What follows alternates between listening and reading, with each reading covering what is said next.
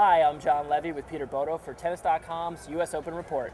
Pete, day 4, and we've got our first major casualty. Women's #1 seed Anna Ivanovic goes down to qualifier Julie Qua. What happened today?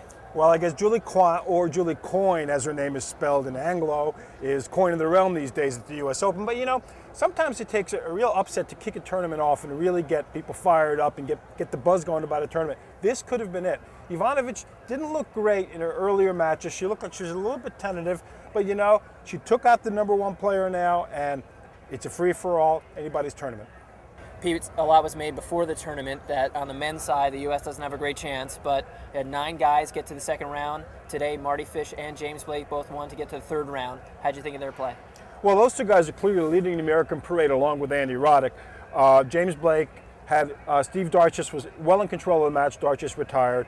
And Mardy Fish had Paul Mathieu, a very tricky French player. Now, the interesting thing here, and the unfortunate thing for American fans, is that Blake and Fish, best friends, are on a collision course, third round U.S. Open.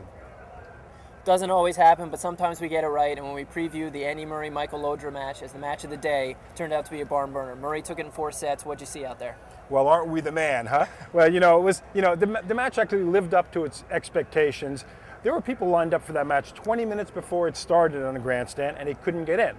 Anyway, it lived up to its billing. It only won 4 sets. It wasn't a 5-set barn burner, but it was very entertaining tennis. Lodra can really crank it. He's a very inventive player, and Murray's playing some of the best tennis of his career. Looking ahead to day 5, Svetlana Kuznetsova, the 2007 finalist. A lot of people are overlooking her. She's up with her third round match. What do you think of her chances?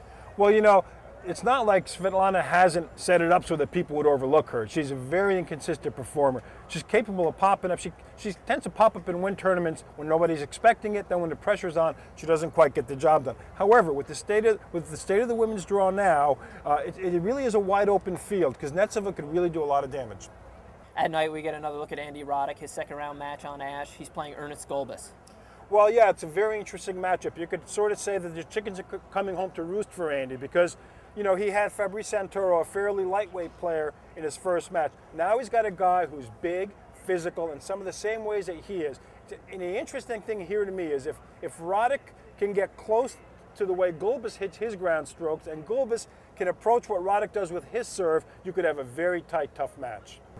That wraps up day 4 from the National Tennis Center. I'm Jon Levey with Peter Bodo for Tennis.com's U.S. Open Report.